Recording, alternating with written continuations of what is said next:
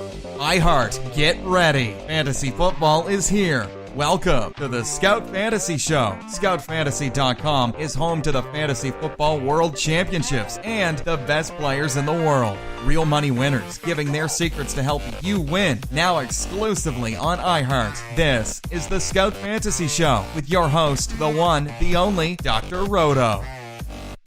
Hey there, everybody. It's Dr. Roto. Get out the insurance cards. Get out the copay. The office is open, my friends.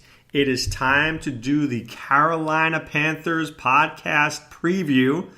And Riverboat Ron Rivera.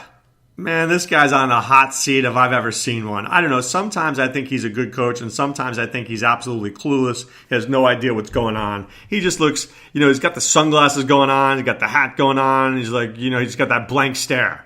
Like, dude, what's going on in your head? Are the gerbils running in the right direction? I just worry about that sometimes.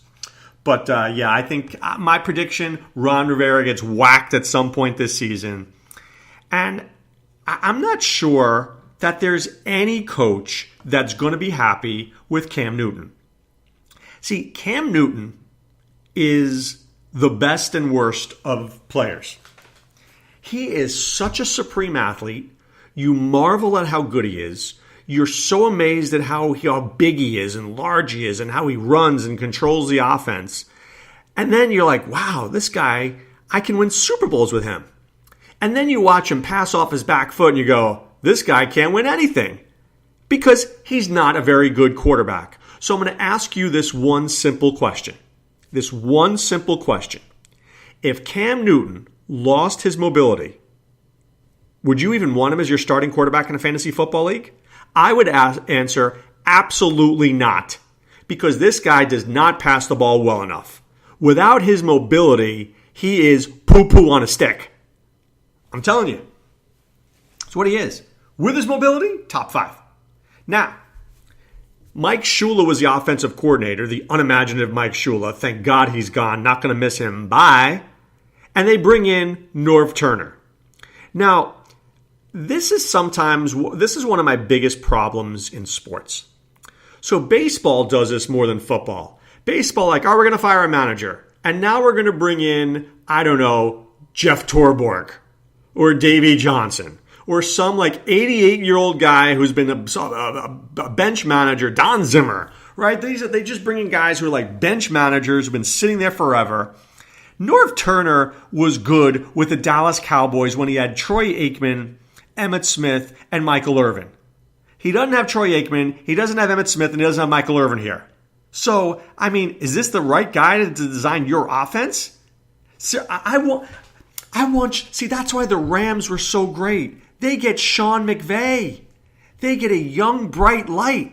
Carolina goes and gets Norv Turner. Norv Turner, the only light he's got on is a night light so he can see his teeth in the middle of the night. Come on. It's just not the way you want to do things. I want guys who are young and innovative and imaginative. I want to get a guy who can help Cam Newton be better.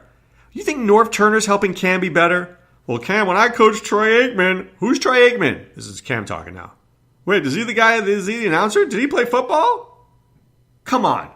I want a guy who knows today's players. It's a bad move, which is why I think Norv Turner's going to get fired with Ron Rivera. Because it was a stupid hire. Stupid. And I don't like using that word. But I just really think it was. Cam Newton. There's front foot Cam and back foot Cam. Front foot Cam is a good thrower. He's got an arm. He's got a gun. Back foot Cam? Oh, man. He's the one who thinks he's better than he is, and he just chucks it up in traffic and makes a lot of mistakes. That's what happens. He's not that good. So draft him at your own peril. I can tell you this. I drafted Cam Newton a couple of years ago, and I regretted it. Because if he's not running for 700 yards and 6, 7, 8, 9, 10 touchdowns, he's not going to pass for 4,000 yards. He's not going to throw for more than 20 touchdowns, and he throws too many interceptions. So how good is he? He's not very good. If he doesn't run the football, he's Joe Flacco. Maybe I even take Joe Flacco. Ugh. All right. At running back, man, I have some mad love for Christian McCaffrey Roto. I do. Epic love for him.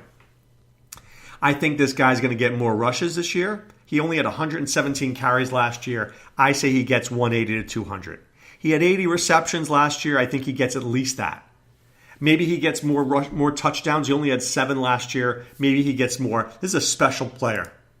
He's talented. He knows the game. His dad played the game. He's a smart kid. Dude went to Stanford. I mean, what more? I always wanted a Roto child who went to Stanford. I mean, come on. Love him. Love him. Second round pick for sure. Now, CJ Andervomit, I think, is a terrible, terrible pick. And a lot of people are talking him up. And when I hear it, I literally am just laughing to myself how wrong people are. Right? Oh, CJ Anderson, he's going to come in and he's better than he looked in Denver, and the Panthers are going to use him. CJ Anderson stinks. So let me ask you this question. I want to ask you this very important question. Stay with me here. The Denver Broncos have a crappy running game. If CJ Anderson was any good, would they have gotten rid of him? No, they could use a running back. Hello, there's your answer. That's why he stinks. If his own team wouldn't use him, why would anybody else use him? Go get him if you want. The only value he has is if Christian McCaffrey gets hurt. And even then, I don't like his value. Personally, I don't know why. I don't know what Cameron Artis-Payne did to Ron Rivera, but I'd much rather give the football to Cameron Artis-Payne than CJ Anderson. I don't know what Cameron Artis-Payne can do. I guess I just don't think he's good enough. I'd like to see. And if he's not good enough, well, then just cut the guy already and give him another chance somewhere else. Ridiculous. All right, speaking of ridiculous, I think it's ridiculous if you think that Devin Funchess is a number 1 receiver. Ask yourself this question without cheating. How many 100-yard receiving games did Devin Funchess have last year? Ready? Go. That's right, 1. How many games did he have double-digit targets? Ready? Go. That's right, 2. 2. Do you know why? Because Cam Newton stinks. Cam Newton stinks. And here's how I can tell you how Cam Newton stinks. Ready? I'm going to give you special numbers here. 25, 32, 26, 29, 33, 34, 32, 24, 35, 28, 27, 25, 31, 25, 34. Those are Cam's attempts. He doesn't throw the ball that much. He's only thrown the ball 30 times because he can't throw it. So he's throwing it 34 times. How many catches is Funchess really going to get? Is he that good? No, he's overrated. Overrated. Please, don't take Devin Funchess. He's not going to be as good as he was last year. Do you know why he was good last year? Greg Olsen was out and Kelvin Benjamin was traded, thus making Devin Funchess the only target outside of Damiere Byrd. I mean, think about it. Funchess, not that good. Torrey Smith comes over from the Philadelphia Eagles. I mean, Torrey Smith was with do you remember when he was with the Ravens and he was good, and then he was with the 49ers and the Eagles? Now this guy is just going to be in 12 different teams in 12 different seasons. The one good thing is this: he's a very good blocking wide receiver, and you need to block for Cam Newton. So Torrey Smith will see the field. Don't kid yourself. Torrey Smith will play a lot because when Cam Newton runs, they're going to need him blocking on the outside there. Or when McCaffrey runs, or he's another blocker. He's a willing blocker.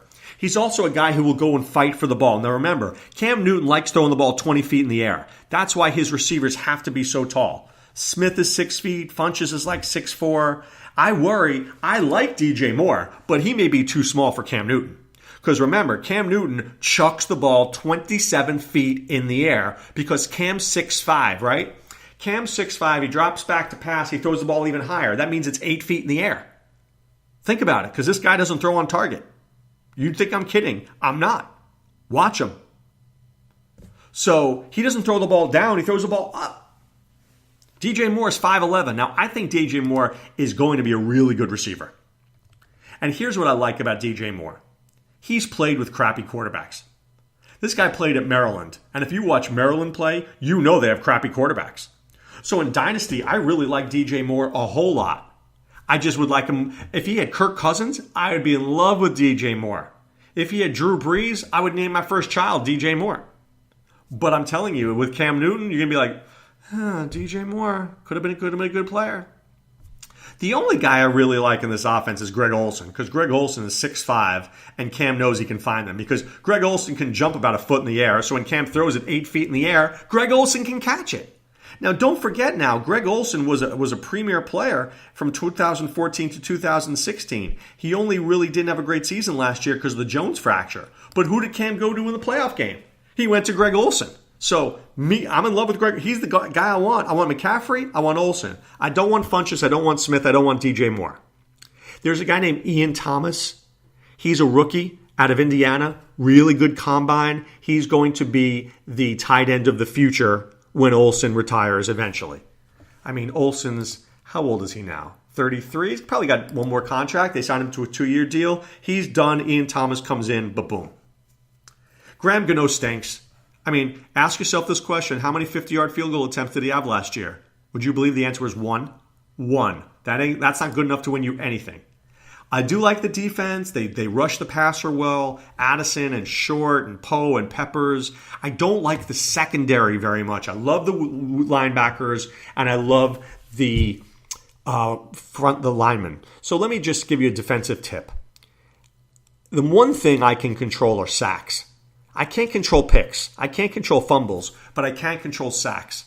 So I like teams with strong front sevens because they get sacks. And I think Carolina is one of those teams. I really do. All right, to find out more about the Carolina Panthers, I encourage you to go to scoutfantasysports.com. I write there.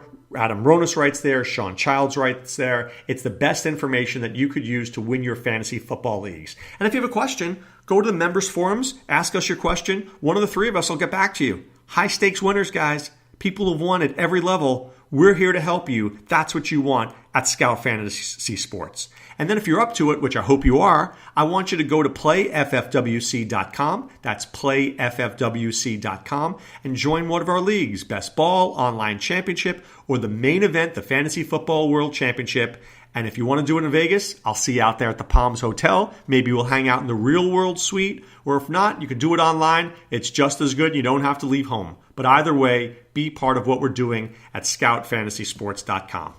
But right now it's time to put away the insurance cards, put away the copay. The office is closed, my friends. This is Dr. Roto saying be well, take care. Thanks for listening to the Scout Fantasy Show. There's never been a better time to join the Scout Army. Visit scoutfantasy.com. Use the promo ROTO for 2 months free. And don't forget, fantasy players, please thumbs up the podcast on the iHeart app. See you next time. Go Scouts!